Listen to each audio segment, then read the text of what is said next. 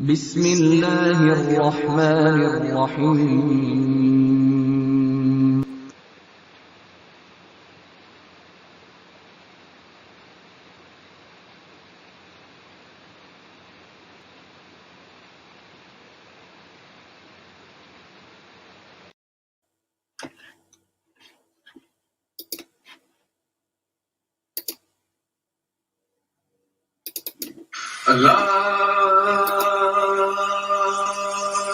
Allahu Akbar, Allahu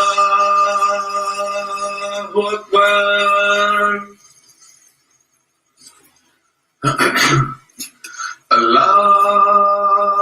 Allahu Akbar, Allahu Akbar. Ashhadu an la ilaha illallah.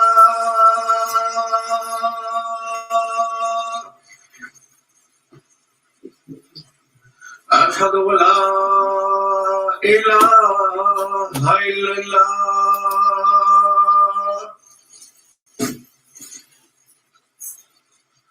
أشهد أن محمدا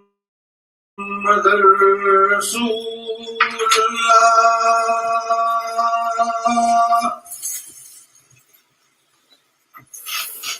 أشهد أن محمدا رسول الله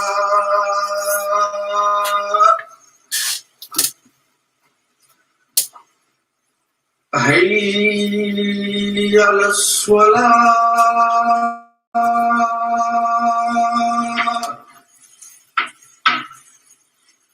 حي على الصلاة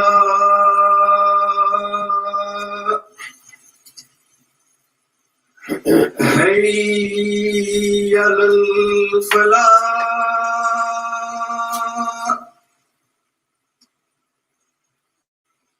حي على الفلاح الله أكبر الله أكبر لا إله إلا الله الله أكبر الله أكبر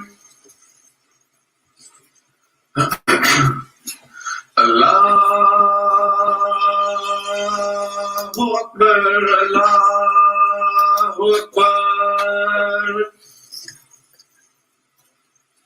أشهد أن لا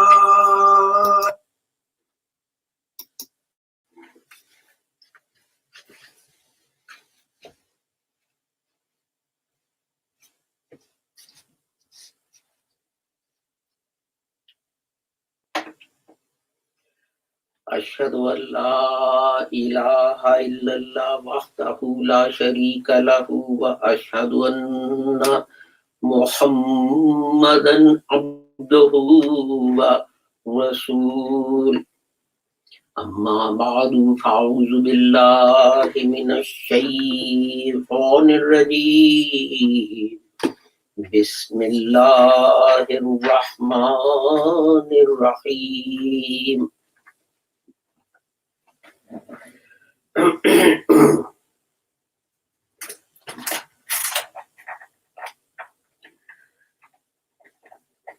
أولم يروا إلى ما خلق الله من شيء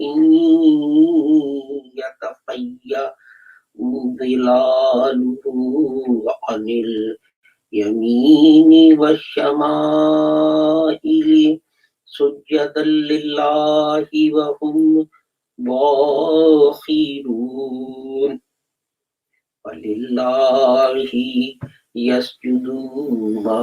ولله يسجد ما في السماوات وما في الأرض من دابة والملائكة وهم لا يستكبرون. See they not everything that Allah has created, its very shadows return from right and from left, bowing to Allah because they are humble. And to Allah bows every living creature that is in the heavens and it is in the earth, and the angels too. And they are not proud. This is chapter 16, verses 48 and 49. The next is chapter 30, verse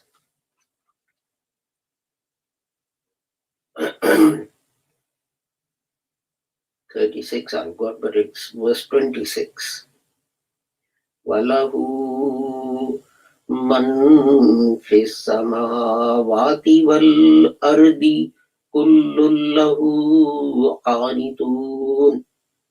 And his is whoever is in the heavens and the earth. All are obedient to him. And then verse 41 of the same chapter. ظهر الفساد في البر والبحر بما كسبت أيدي الناس ليذيقهم بعض الذي عملوا لعلهم يرجعون. Corruption has appeared in the land and the sea on account of which men's hands have wrought, that he may make them taste a part of that which they have done, so that they may return. Sadaqallahul Aliyyul Azim. Some of you might have seen the announcement on the television recently that in the UK, trees and plants which have existed here for thousands of years, like the oak tree and so on, they are disappearing and in the danger of becoming extinct. We know that honeybees are disappearing in most advanced countries, including the UK,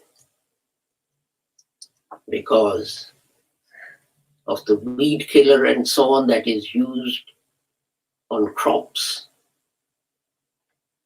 which kills them. And what human beings fail to understand is, and this is what's pointed out in these verses of the Holy Quran, see they not everything that Allah has created bowing to Allah. That everything that has been created by bowing to Allah, by obeying Allah, it means that it carries on working in the way that God intended. A mango tree always bears mango fruit. You do not find apples hanging from the mango tree because it decides that it's bored with bearing mangoes and it's going to try something new. And everything, the rivers and the sea and the trees and the plants, they bow to Allah, they worship Allah. How? By doing the job for which they were created.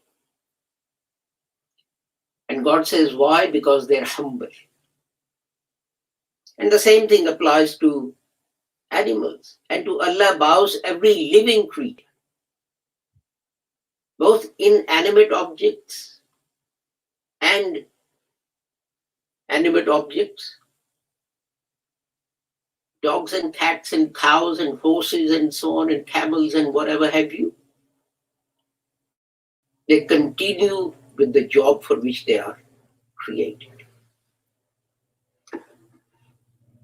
And again, Allah says, and His is whatsoever is in the heavens and on the earth. And all these things obey the laws that God has created. God created everything for a purpose. And everything that we find around us fulfills that purpose. Except who? Human beings.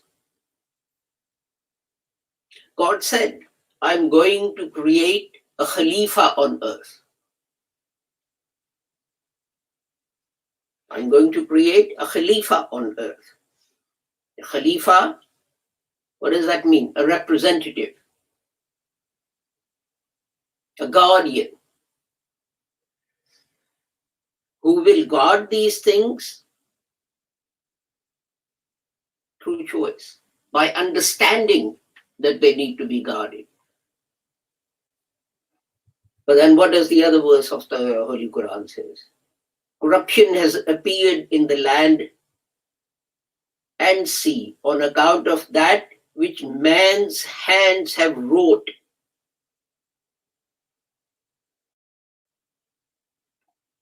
In the last week, we have seen tornadoes and hurricanes and forest fires in the United States.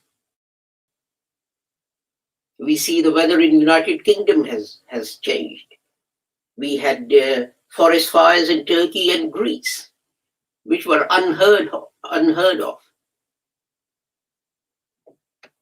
And we blame God and we blame everyone else apart from ourselves. See, in the days of old, certainly Muslims used to behave as if they were guardians of these things. The Holy Prophet himself, he said, even if you are performing wudu on the banks of Euphrates, still use as much water as you can get in one handful. And people were surprised. And they said, "O Prophet of Allah, even by the shores of Euphrates, we should only use a handful of water to perform wudu?" And he said, yes, because you mustn't waste anything. Now what do we see now? We go to mosques, it doesn't matter what country it is, and you see people performing wudu. And they turn the tap full on. And the water is flowing as if it's the most wasteful commodity in the world.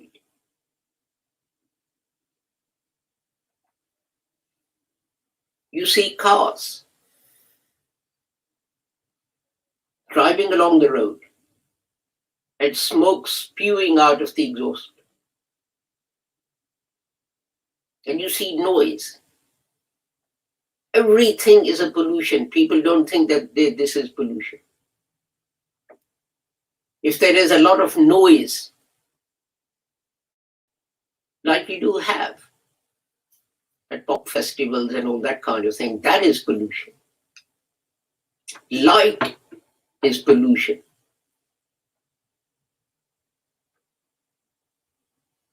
Where we used to live, at night, it was still light. You had to have thick curtains on the windows for it to become dark inside. But the natural state is that at night you should not be able to see anything. It should be pitch dark. That is pollution. And pollution not only hinders life, but it also hinders scientific development.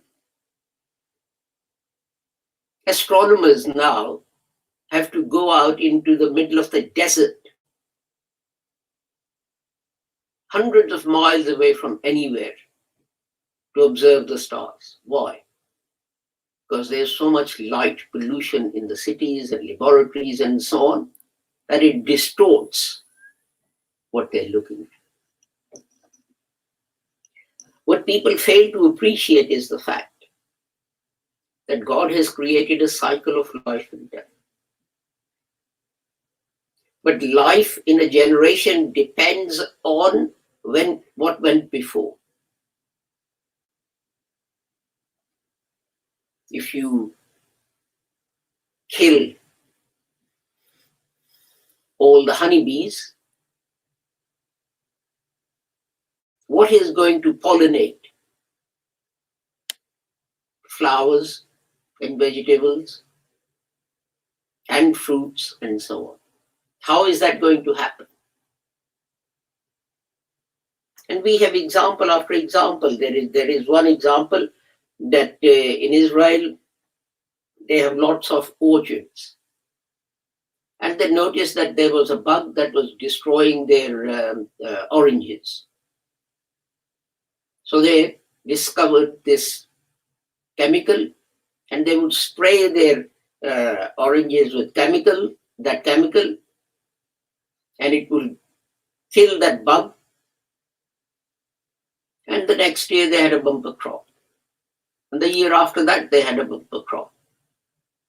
And in the third year, they noticed that orange trees were beginning to die. And in year 4, even more trees died. So they did some more experiments what was happening. And what they found was that the bug that killed oranges, that ate the oranges, was also responsible for destroying the bugs that destroyed orange trees. See, man thinks they're very clever. Oh, look what we've done. We invented this chemical, we sprayed all our orange orchards, and now that bug is dead, and we're getting bumper crops. Yes, but also God had created a means of controlling, naturally controlling the bugs that destroy your trees. And you've removed that. And as far as I know, they had to go back and reintroduce the bug that destroys oranges because it protects the trees themselves. And this is the cycle that humans don't understand. And they take things out in isolation. And they think, oh, I'll just do this. Like the example I've just given, and it won't have any effect on anything else. But what we need to appreciate is that everything depends on everything else. And corruption that has appeared in the land and the sea that the Holy Quran refers to, it is this pollution that we have created. Corruption has appeared in the land and the sea on account of what man has done. And then it goes on. It says, Allah may make them taste a part of that which they have done. And it's only then that they will return. It's only now, after creating these problems through excessive carbon monoxide and carbon dioxide in the atmosphere and polluting soil, etc., that governments are now getting together to try and find means of how to end that. You know, in the early ages, Muslims actually behaved, as I said, as if they were guardians of these things. In Lahore, there is a fort. And if you go to the living quarters on the hottest day and you stand by a window, you have cool air coming in. There's no air conditioning. There wasn't when that fort and the palace were built. But they designed it so that in summer you had cool air blowing through the living compartments naturally, without the use of any air conditioners or anything else. But then, unfortunately, when Muslims gave up science and understanding, and when they fell behind, they simply started following the West without giving any consideration to what the West faced by doing these things. I mean, take an example. In the West, factories were built. They were built around cities. Why? Well, because whatever you make, you're making shoes, you need to get it to the customers. Where do customers live? In cities. So if you build these factories outside cities, it doesn't cost very much to get those shoes to that city. What did that do? Factories needed labor. So people migrated from the countryside to work in those factories. That meant there was a shortage of housing. So slums were created. Britain still had. I remember in 1969, I think it was, that when I started university, and on the first day, we were sitting at the dining table, and guys there were proudly saying, oh, well, at least poverty and slums have been eliminated from Britain. And I laughed, and I said, come with me after lunch. And I took them to the East End, to the narrow streets, to the houses where sun and air don't pass. And they were shocked. And I said, poverty has only been eliminated on the television and in newspapers. This is real Britain. But the point is this: did any developing country consider this before they started plonking, building, constructing factories outside Bombay and Delhi and Calcutta and Dhaka and Lahore and Karachi and so on? No. Oh, it happened in England. This must be a good thing. Let's do it. And they faced exactly the same problems of slums, of poverty, of lack of facilities and resources that Britain had faced.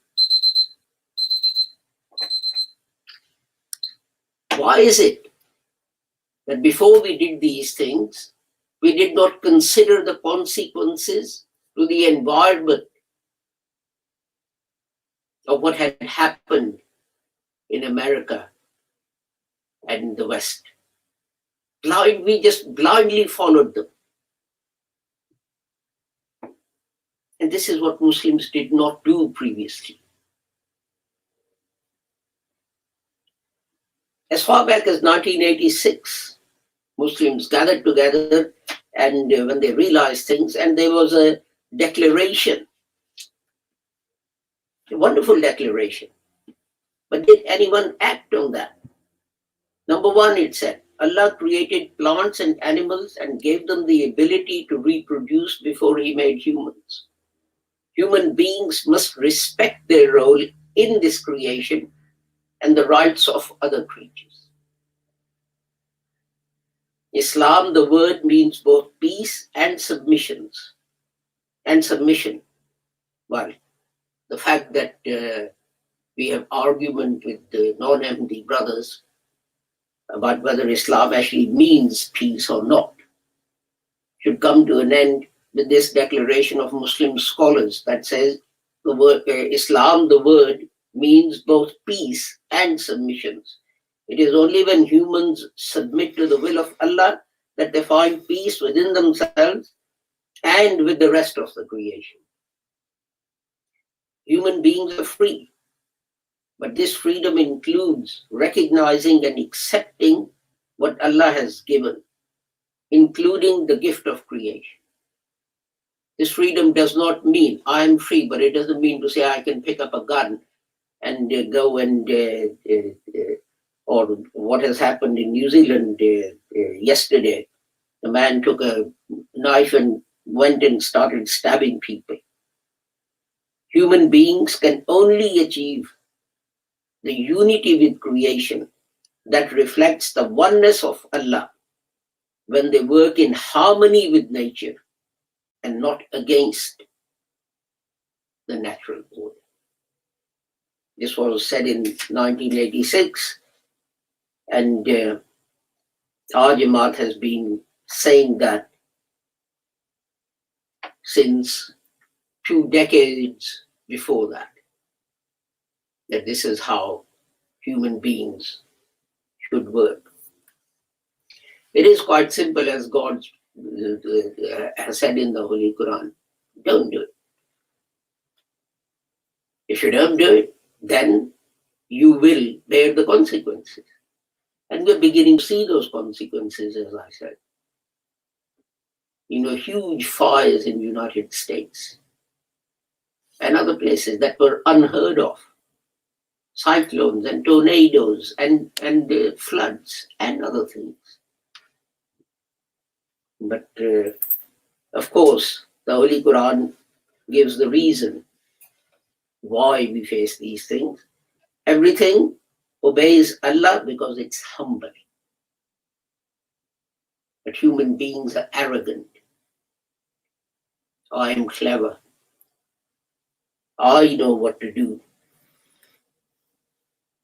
I'll get this right. Well, all the evidence is that we've been getting everything wrong until now. And if you don't soon stop, then our children and our children's children are going to suffer grievously. Barakallahu lana wa lakum fil Quranil Azim wa nafa'ana wa iyyakum bil ayati wa zikril hakim. Innahu ta'ala jawadun karimun malikun barrufur rahim.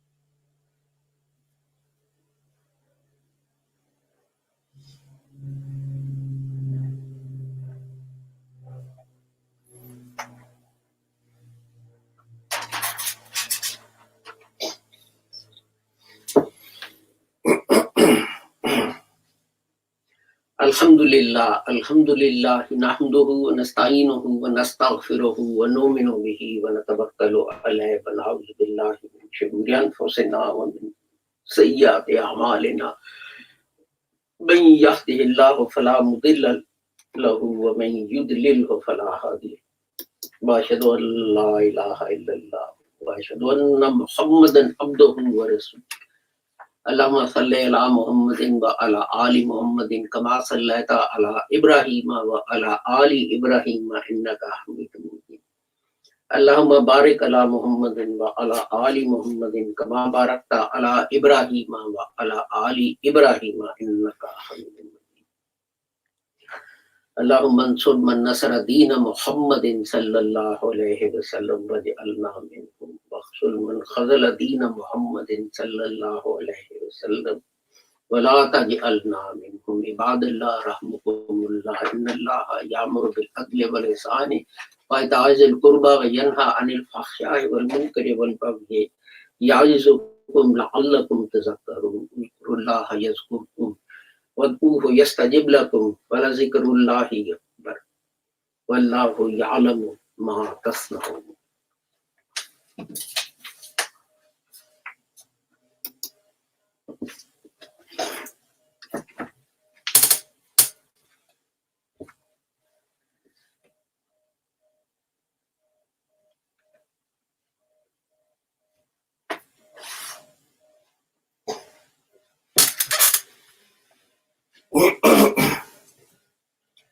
Allahu Akbar, Allahu Akbar, Ashhadu an la ilaha illallah, Ashhadu anna Muhammadar Rasulullah, Hayya ala salah, Hayya ala falah, Qad qamatis salat, Qad qamatis salah. Allahu Akbar, La ilaha illallah.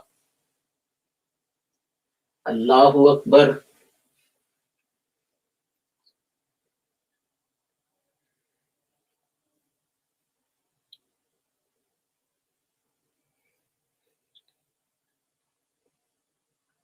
Alhamdulillahi Rabbil Alameen. Ar-Rahmanir Rahim. Maliki Yawmiddin. إياك نعبد وإياك نستعين اهدنا الصراط المستقيم صراط الذين أنعمت عليهم غير المغضوب عليهم ولا الضالين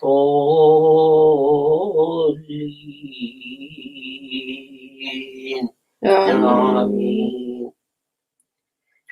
قل هو الله أحد الله الصمد لم يلد ولم يولد ولم يكن له كفوا أحد. الله أكبر.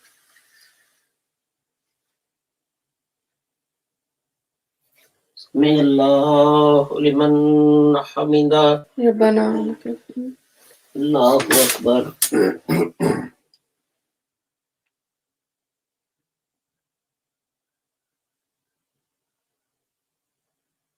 الله أكبر.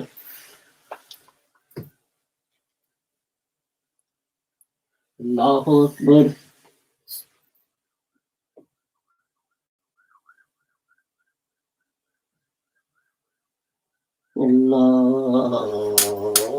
الله أكبر. الحمد لله رب العالمين الرحمن الرحيم مالك يوم الدين إياك نعبد وإياك نستعين اهدنا الصراط المستقيم صراط الذين أنعمت عليهم غير المغضوب عليهم ولا الضالين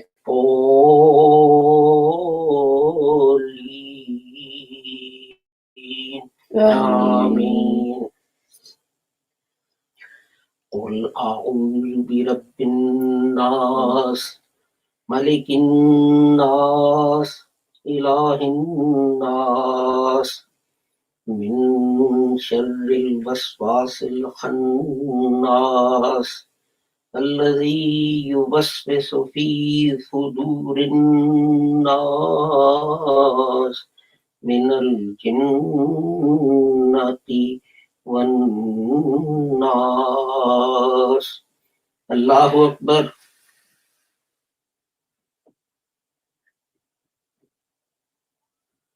سمع الله لمن حمده. ربنا الله أكبر.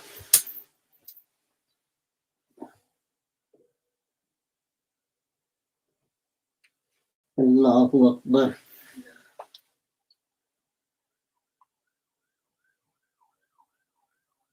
الله أكبر.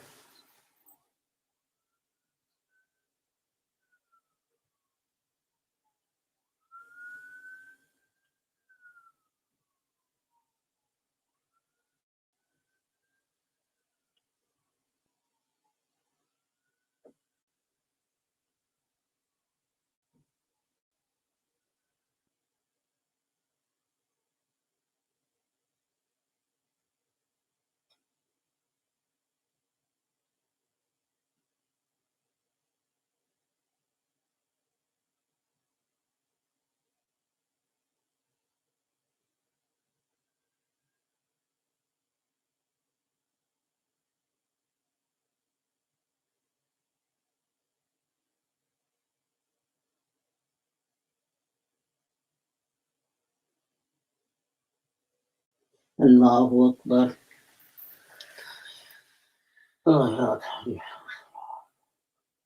Salam. What is it?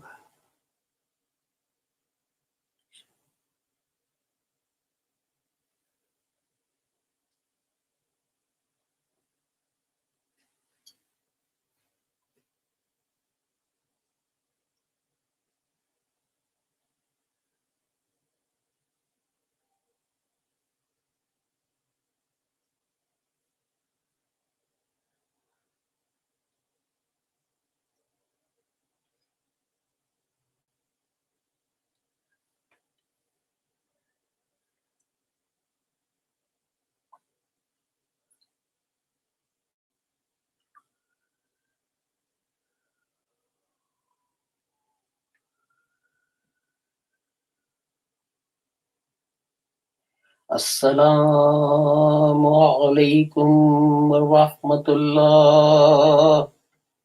Assalamu alaikum wa rahmatullah.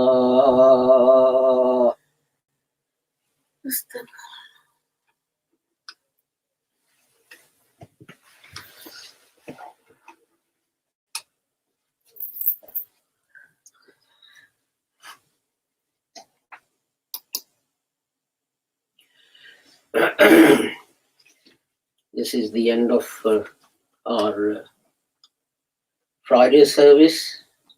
I forgot to say one thing at the beginning, and that is that our brother Muhammad Ibrahim, president of the South Africa Jamaat, has pneumonia and he's in hospital. So I will request you all to pray for his complete and speedy recovery. Tomorrow on WhatsApp, on Pure Discussions Forum, we have a broadcast about the work that the Lahore Ahmadiyya Jamaat has done in the service of Islam. And then, of course, on Monday, we'll start our Tadabburul Quran and reflections in the Holy Quran. Until we meet again with the prayer that whoever you are and wherever you may be, may Allah watch over you and keep you safe and sound and free from harm. Assalamu alaikum, Khuda Hafiz, and goodbye.